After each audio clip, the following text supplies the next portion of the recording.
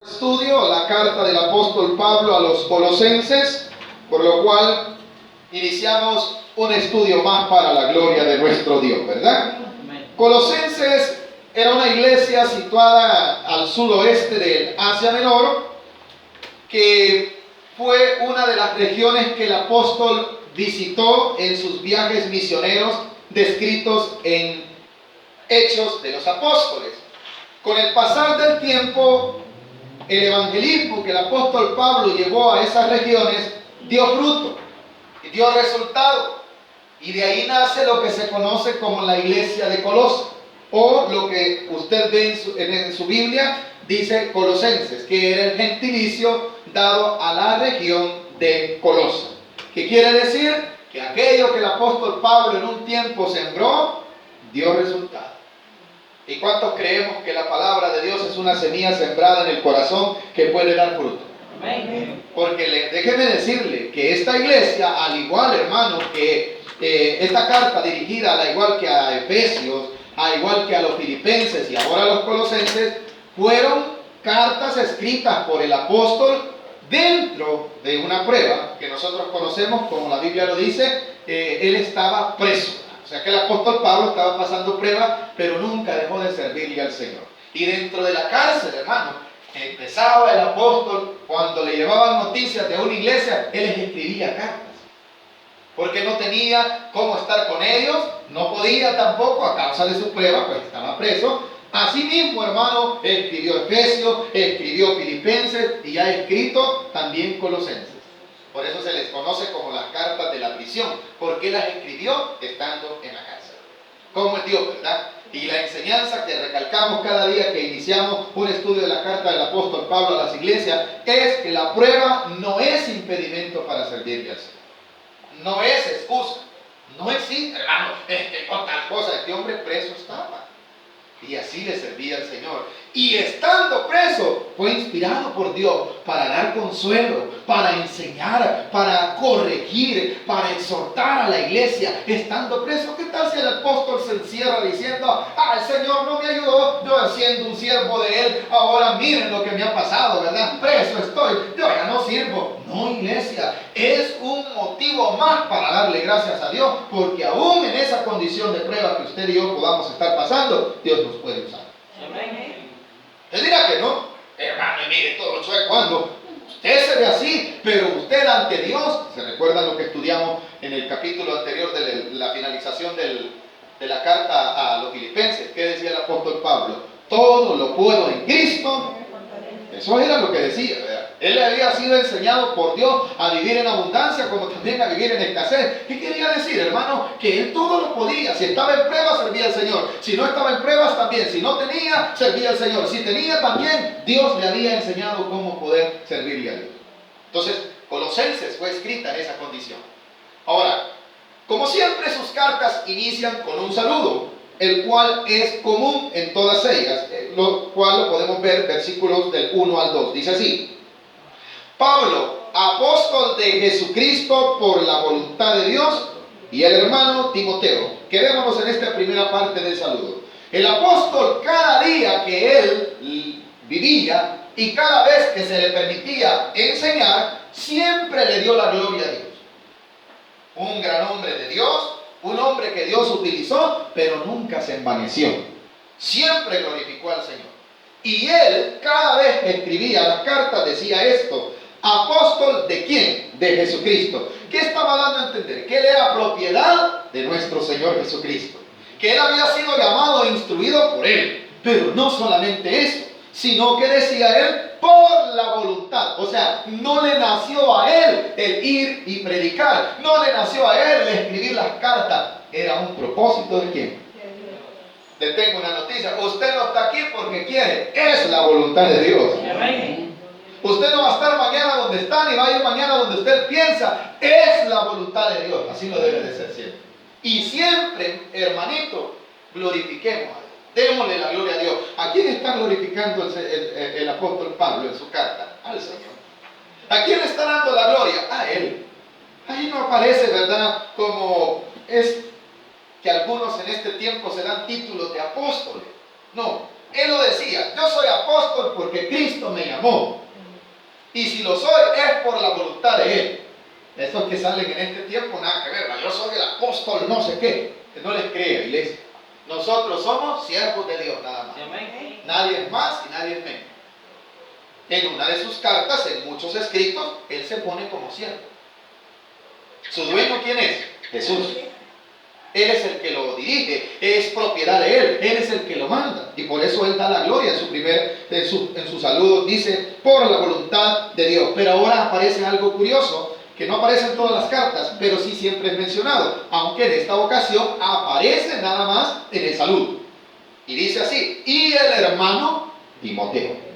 Se recuerda que lo mencionó en Filipenses también, ¿verdad? Pero allá lo menciona como un colaborador al cual él iba a enviar para que los hermanos fuesen consolados. También él mencionó a Epafrodito. En este caso lo está utilizando a Timoteo, siempre le da un lugar especial. ¿Qué quiere decir? Y Timoteo. Quiere decir que para él Timoteo era un consiervo suyo.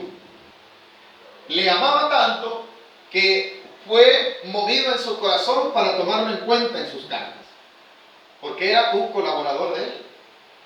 No se tomaba él el de decir: no, yo solo yo. No, hermano, también hay otros que Dios utiliza para la gloria de Dios.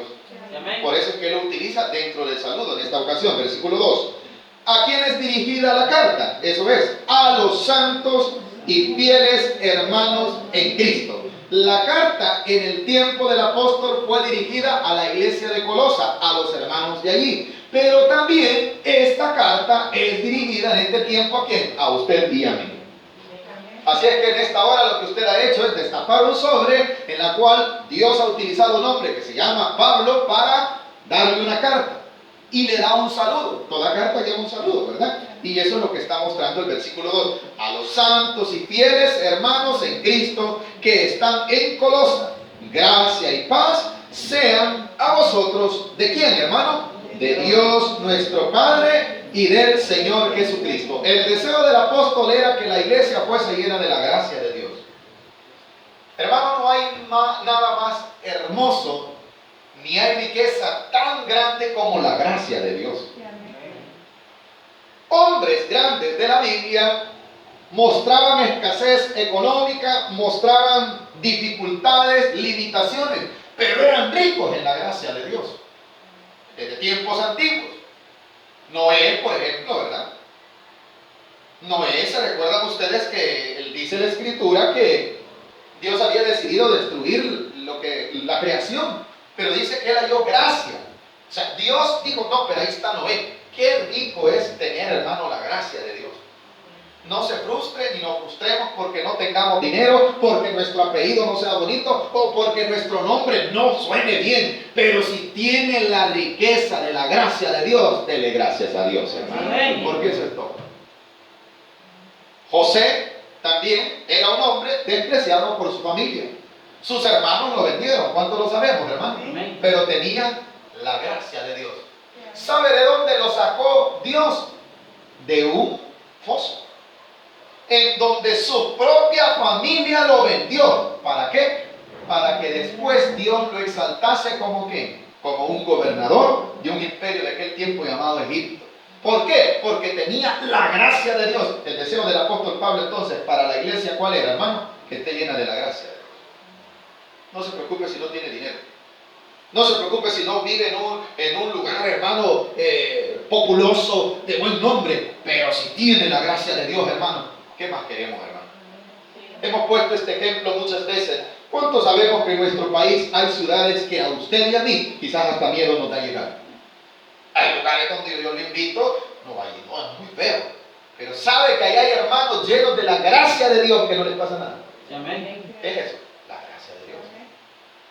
Bueno, hemos tenido el privilegio de salir unas cuantas veces, hemos ido a lugares y Dios siempre nos ha guardado. Amén, hermano. ¿Y qué? Nosotros, la cara bonita, la gracia de Dios. Entonces el apóstol en su saludo le deseaba a la iglesia que fuese llena de ¿qué? De la gracia de Dios. Si usted tiene la gracia de Dios, lo tiene todo. Dice el versículo 2, no lo hemos terminado. A los santos y fieles hermanos en Cristo que están en Colosa, gracia. Pero ¿qué más es bueno tener, hermano? Y paz. Y paz. Amén. y paz. Qué bueno es tener paz. Usted deja la puerta abierta de su casa y como tiene una gran paz, no ay, se van a llevar el televisor, como ni tenemos, ¿verdad?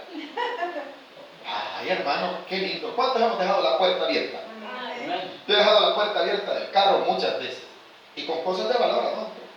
Mi esposa me regaña, usted tiene la maña de no cerrar la puerta. El carro viejo, hermano, dejaba la puerta cerrada, pero la llave adentro.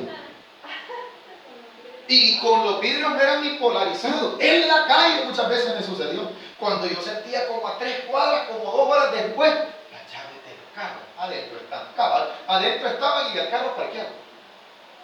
Pero ¿qué había en ese momento? La paz de Dios.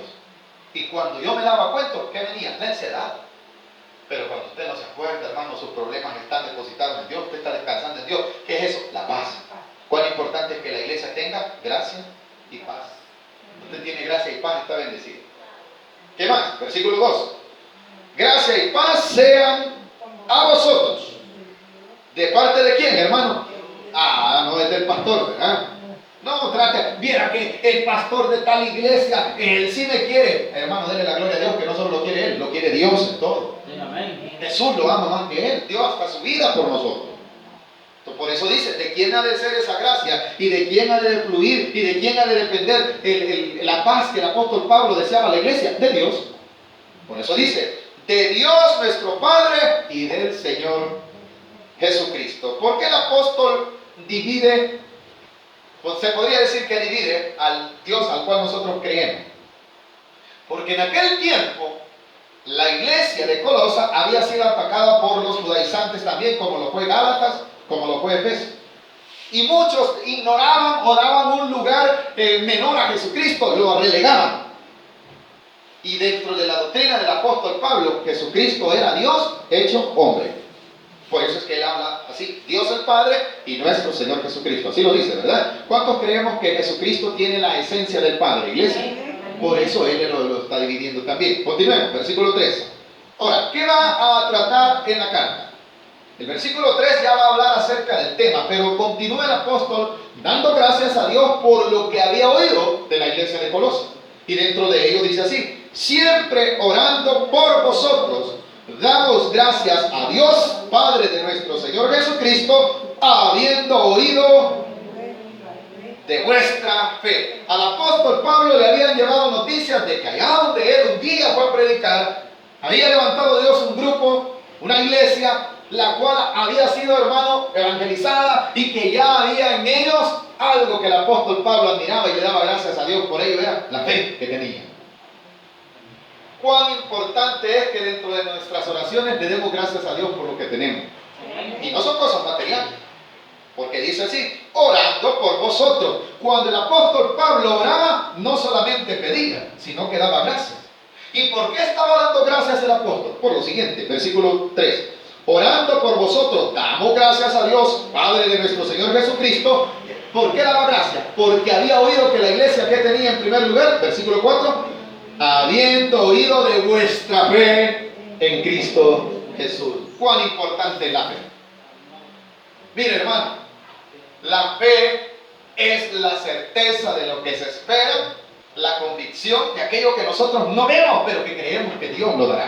Amén. Pero ¿qué clase de fe estaba hablando el apóstol? Ya lo va a ver, versículo 4. Habiendo oído de vuestra fe en Cristo Jesús, ¿y qué más?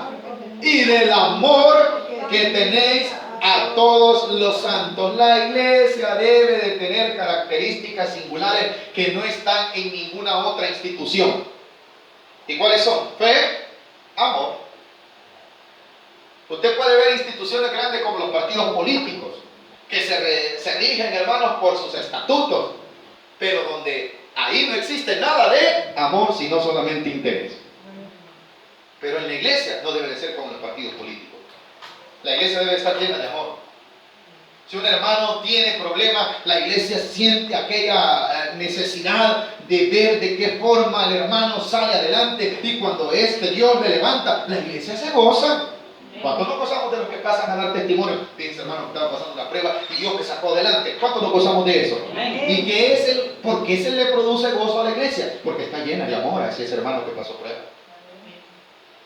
¿Y cuántos también nos entristecemos cuando oímos la mala noticia de que a alguien le está pasando algo, que está pasando pruebas? Hermano, no vayamos a caer en el error. A veces Dios lo tiene castigado. Cállese porque después va usted. Cuidadito, hermano.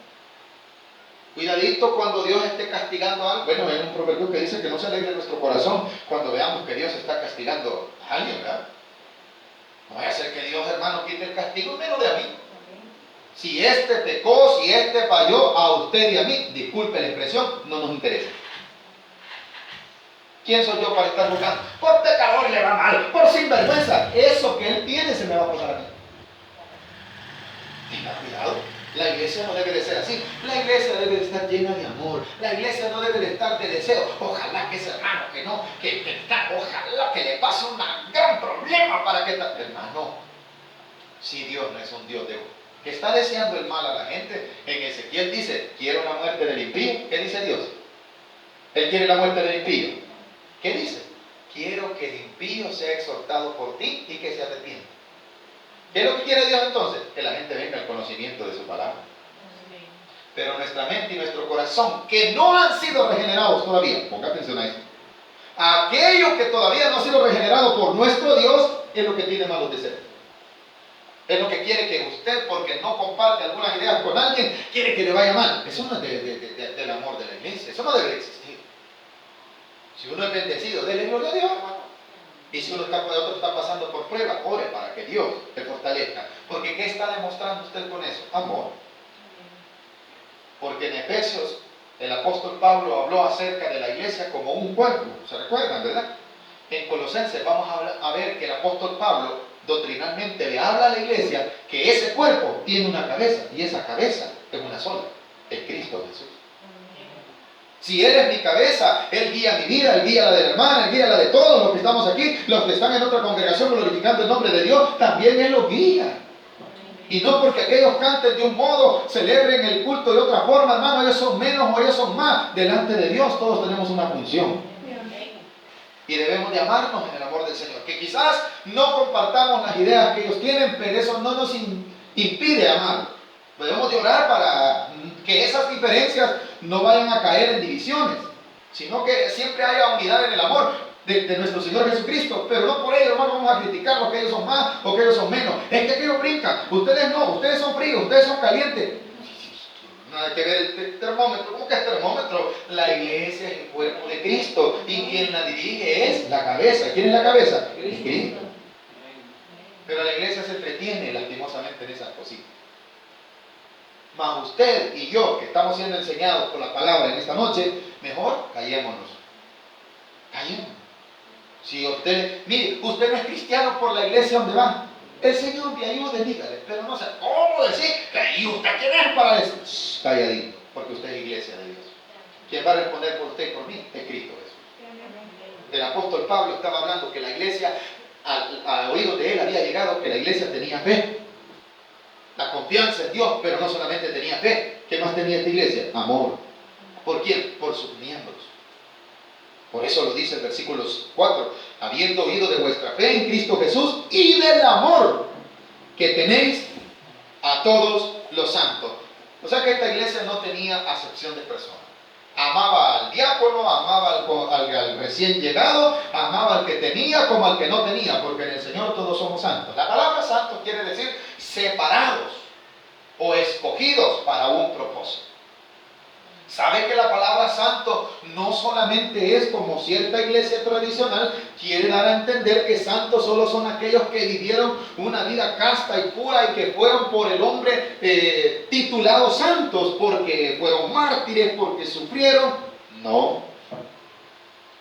La palabra de Dios llama santos a todos los creyentes en Cristo Jesús. Pablo está hablando de santos, pero no crea que de esos que tiene la iglesia tradicional. Está hablando de los hermanos que estaban con vida. ¿Cuántos sabemos eso? ¿Y cuántos de los que estamos aquí tenemos vida? Entonces usted ya en esta vida es santo para Dios. Y por haber sido santo quiere decir, usted ha sido separado del mundo, ha sido escogido para un propósito. Vivamos en ese propósito. Ya no somos del mundo. Ya lo voy a decir más adelante. No sé si estamos entendiendo las dos cosas que el apóstol Pablo daba gracias a Dios que tenía en la iglesia esas características. La primera era la fe, la segunda era el amor por los santos. Amén. Ya le vuelvo a repetir, no son los santos que aparecen en la iglesia tradicional, nada que ver. ¿Por qué razón? Porque como inició también, decía en el versículo 2, a los santos y fieles hermanos en Cristo Jesús, que ya murieron, dice el versículo 2. No. ¿Lo vuelve a leer conmigo para que no me crean que yo estoy mintiendo? ¿Lo tenemos? ¿Qué dice? A los santos y fieles hermanos en Cristo que están. No dice que están muertos, ¿verdad? ¿Cómo es? ¿A dónde estaban ellos? Estaban vivos. Y porque tenían vida, ¿qué tenían, hermanos? Fe. ¿Y qué más había en ellos? Amor. No, pero si en el cementerio todos se aman. Ahí no hay pleito, dice. Ahí no hay ni, mire, entierran un rico aquí, posiblemente un pobre ahí a la par, pero no se están peleando. Ni dicen, vos sos de arriba y vos sos de abajo, no. Pero no se refiere solo estamos hablando de cómo son las características de los muertos. Pero en este caso, el apóstol Pablo se refería a la iglesia. Se refería a ellos como ¿quién? Como santos. ¿Cuántos santos habemos aquí? ¿Usted es santo? Yo, sí, no porque usted lo alcance por sus propios méritos, sino porque Cristo Jesús lo ha santificado. Él lo ha tomado, Él lo ha separado y lo ha hecho santo. Ese es un título del cual usted debería estar más contento que por el nombre que le pusieron, o por el apellido que lleva, o por el lugar de donde viene. ¿Por qué? Porque hemos sido escogidos de Dios. Continuemos, versículo 4, no lo hemos terminado. Que tenéis a todos los santos. Versículo 5. ¿A causa de qué? ¿Qué producía la fe y qué producía el amor en los colosenses? Había una razón, había una causa. ¿Qué es lo que puede producir a mí un verdadero amor y una verdadera fe? Una esperanza. ¿Cuál? Ya que dice el versículo 5. A causa de la esperanza que os está guardada. Aleluya. ¿A dónde, hermano? Aleluya. ¿A dónde está su esperanza y a dónde está la mía? En los cielos. ¿De dónde es la palabra que nosotros predicamos? Es de Dios, no es nuestra. Es Dios quien la ha dado. Y la esperanza de que vamos a ir al cielo no me la inventé yo. Es un plan divino de Dios. Amén. Y esa esperanza debe de producir en el cristiano dos cosas. ¿El qué? La fe. ¿Cuál es la otra? El amor. Así lo dice el versículo 5. A causa de la esperanza que os está guardada. ¿A dónde, iglesia? ¿A dónde está nuestra esperanza? En los cielos. ¿Se recuerdan que también en la carta anterior hablaba acerca de que de donde vendrá nuestro Señor Jesucristo? Decía. ¿Y de dónde va a venir Él, hermano? De los cielos.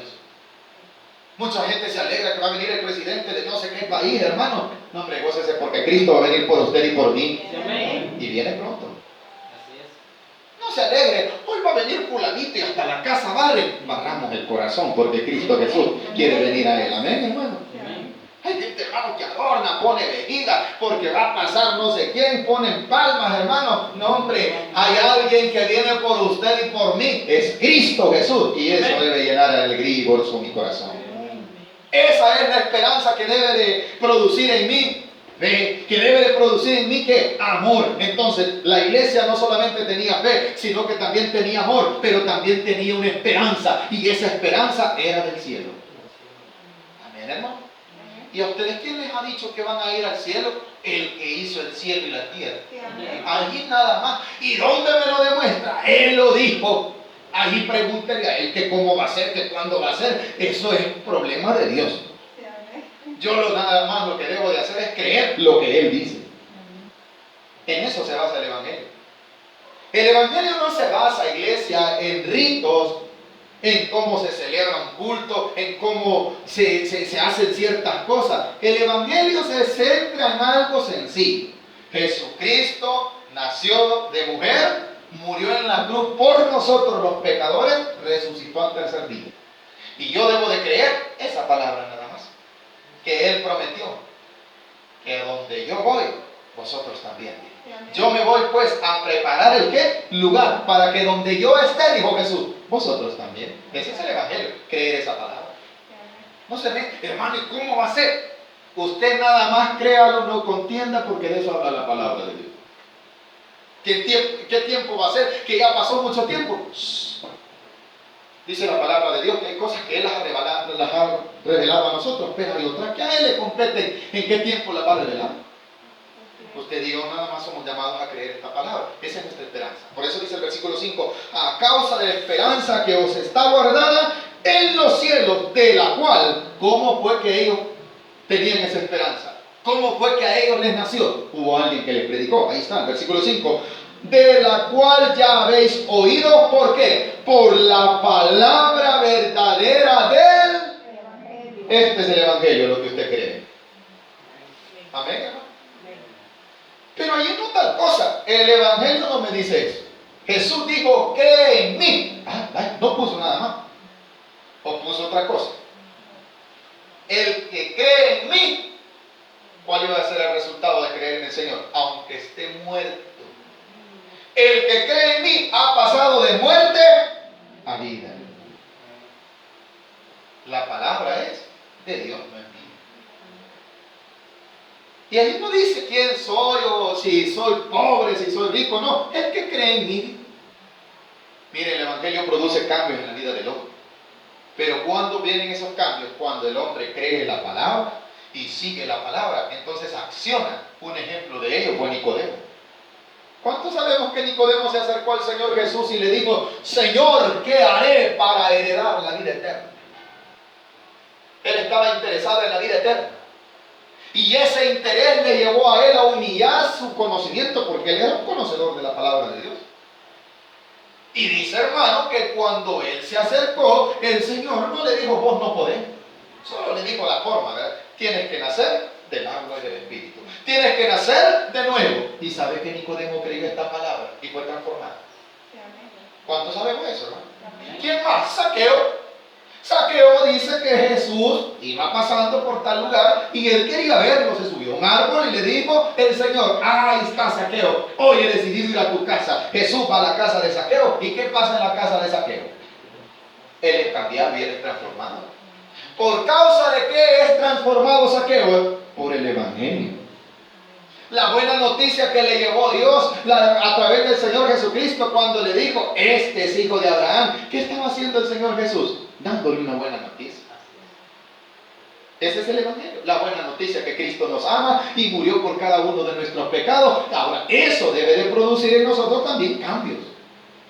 Eso debe de producir en nosotros fruto. 5, ahí estamos, ¿verdad? A causa de la esperanza que os está guardada en los cielos, la cual habéis oído por la palabra verdadera, no de un hombre, sino de quién? Del Evangelio. No ande creyendo lo que Dios le venga a decir. Y me pongo yo como ejemplo porque yo puedo tener errores. Allá usted va, que ve otro pastor y le cree todo lo que dice y no tiene nada. Es que el hermano dice, ¿y a dónde dice eso en la Biblia? ¿Usted no sabe si la Biblia dice claramente, hermano, que hay muchos que hablarán en el nombre de Dios y hay de aquellos que Dios no habló y ellos dijeron que habló, dice la palabra de Dios? No, hermano, tiene que creer lo que la Biblia dice. Otra palabra puede ser invento. Otra puede ser vanidad, puede ser cualquier cosa. Mejor crea lo que el Evangelio dice. Por eso aquí se dedica la palabra de Dios. Hermano, hoy no vamos a leer la Biblia. Hoy tenemos el diario de hoy. ¿Quieren que les dé las noticias? Hoy asesinaron a no sé cuántos. Amén, hermanos, van a decir algunos. Porque hay gente que no tiene esa madurez de creer lo que la palabra de Dios dice y creer lo que los hombres le dicen. Siempre medite. ¿Qué dijo Jesús? Escudriñar las escrituras. Porque en ellas, ¿qué dijo? ¿Qué? La vida eterna. Aquí está la vida eterna, aquí está la esperanza de vida, aquí está el perdón de pecado, aquí está la esperanza que Cristo vendrá por nosotros en la palabra de Dios. ¿Qué más dice el versículo 6? Que ha llegado a vosotros así como a todo el mundo y lleva fruto y crece también. ¿Qué es lo que hace que el hombre cambie? El Evangelio. ¿Qué es lo que el hombre sea transformado? El Evangelio. Si usted y yo venimos a la iglesia, pero no creemos el Evangelio, no van a haber frutos. Yo puedo estar aquí predicando, Pero si yo no creo esta palabra, mis amados hermanos, sabe que yo no voy a dar fruto.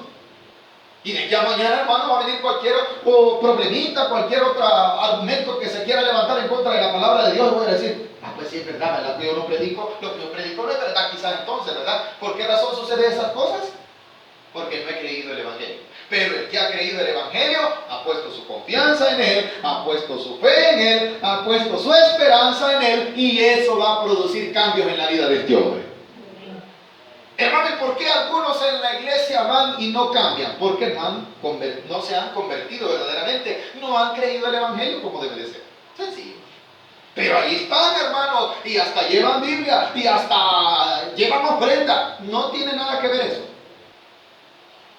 ¿Cuál fue la palabra que Jesús le dijo a Nicodemo? Tienes que nacer. ¿Y cómo nace la gente? Solamente por el Evangelio. Cuando el Evangelio llega en la vida de uno, hermano, idiota. ¿A cuánto nos da vergüenza muchas cosas que hicimos en el pasado? Amén. ¿A qué causa nos da vergüenza? Que el Evangelio nos dijo, esto es malo, mira.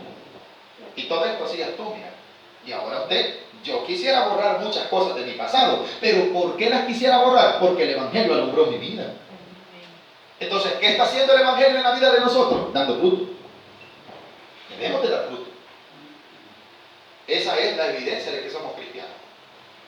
Dice el versículo 6, que ha llegado hasta vosotros, así como a todo el mundo. El que había llegado a los colosenses, la palabra del Evangelio, ¿verdad? ¿Y qué había hecho esta palabra? Continúe conmigo, versículo 6. Y lleva fruto y crece también en vosotros desde el día que oísteis y conocisteis la gracia de Dios en verdad. ¿Cuándo fuimos cambiados nosotros? ¿Cuando venimos a la iglesia o cuando nos convertimos? ¿Y cuándo fue que nos convertimos? Cuando creímos en el Evangelio de nuestro Señor Jesucristo, lo creímos dentro de nuestro corazón. El Evangelio que creemos es el que usted muchas veces, no, mejor ya no voy. No, mejor ya no digo. Mejor me callo. Es el Evangelio. ¿Qué está produciendo? Fruto. Déjelo que produzca más fruto. Déjelo. Si usted ha creído en el Evangelio lo va a refrenar, el Evangelio lo va a cambiar, el Evangelio lo va a hacer crecer espiritualmente. No todo el tiempo es necesario, hermano, que nosotros crezcamos espiritualmente. Sí. No todo el tiempo, dijo el apóstol en otra de sus cartas, ¿verdad? El Escrito Sagrado dice, hermano, que ya no estamos solo para beber leche. Tenemos que comer comida sólida. No, hermano, eso de que hablen que hay que cambiar, eso ya no me gusta, mejor voy a buscar otra iglesia. Busque otra iglesia. Pero aquí la palabra de Dios nos enseña que debemos de dar fruto, que debemos de crecer espiritualmente, que debemos de cambiar. Ya dejemos, es que yo así soy, usted, pero Cristo en usted es otra persona. Cristo en mí cambia el carácter, Cristo en mi vida quita las mañas, Cristo en mi vida, hermano, hace que yo sea mejor. Cristo en mí hace que me quite hasta las malas palabras. Pero si yo no dejo que Cristo esté en mí, siempre voy a seguir hablando tonteras. De repente voy a aparecer, hermano, ya se dio cuenta del chambre de la fulanita del estilo. ¿Por qué, hermano? No, ¿usted cree que le estoy dando espacio a que el Señor Jesucristo moldee mi vida? Estoy soltando mi lengua. Y el Evangelio todavía no ha trabajado esa área de mi vida. Entonces, ¿a qué nos llama el Evangelio? Que el Evangelio tiene que hacernos crecer espiritualmente. Es que a mí me gusta que solo me hablen del amor. Ay, hermanito, el Señor lo ama y sigue en pecado y el Señor lo perdona. Ahí nos vamos a estar, hermano. ¿Cuándo vamos a dar frutos dignos de arrepentimiento? ¿Cuándo vamos a verdaderamente a demostrar que la palabra de Dios tiene poder en nuestra vida si nosotros no hemos cambiado? Si ni tan siquiera algunas cosas, no, es que eso no lo quiero dejar. ¿Y de qué le sirve? Si eso lo que nos hace es roba bendición. Vayamos terminando. 7. Como lo habéis aprendido, había alguien que les había enseñado. Se cree que Epafras era la persona o el líder de la iglesia de Colosas.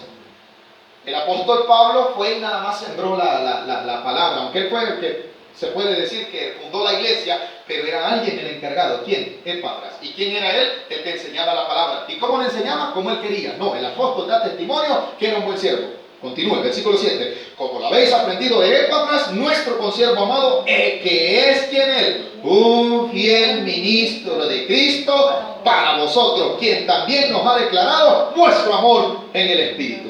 Epafras daba testimonio que la iglesia había sido cambiada, que los hombres habían sido transformados. Qué bonito es cuando alguien, ese era un gran bolo. Oiga, eso glorifica al Señor. Pero qué terrible, ¿verdad? Esa señora es una gran chambrosa. Y todavía dicen, ese que está predicando ahí, no hombre, es un gran mañoso. ¿Qué van a decir los demás? Que no me he convertido. No hombre, si yo lo he visto robando, se pone uno sus lentes oscuros y mete la mano en los buses y las carteras de la gente y saca dinero. ¿Qué están dando testimonio? Que no he sido cambiado. Pero el Evangelio, ¿qué es lo que tenía que producir? Cambios en nuestra vida.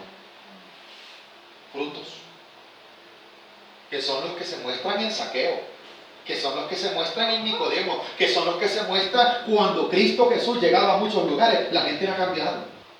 Cuando Cristo Jesús llegó a la misma vida del apóstol Pablo, él fue transformado. Ahora, que los procesos son diferentes. Algunos instantáneamente Dios los transforma, pero otros van en proceso. Pero es necesario ir hacia el cambio, hacia la conversión, hacia la transformación. Amén, iglesia. No sé si hemos aprendido algo esta noche. La importancia que el Evangelio produzca en nosotros cambia. El apóstol está tratando a la iglesia, está dando gracias por ello. ¿Por qué razón? Porque decía, porque la palabra de Dios, yo he oído que cuando llegó, que Epafras les predicaba, ustedes creyeron, oyeron y fueron cambiados. El testimonio que el apóstol Pablo había recibido de Colosenses era que habían sido cambiados. Así es que no se preocupe, yo que lo veo algo raro, como raro, ya no fumas. Gloria a Dios. Un amén. Amén, hermano. Amén. Ya no te estás con nosotros aquí echándonos el café.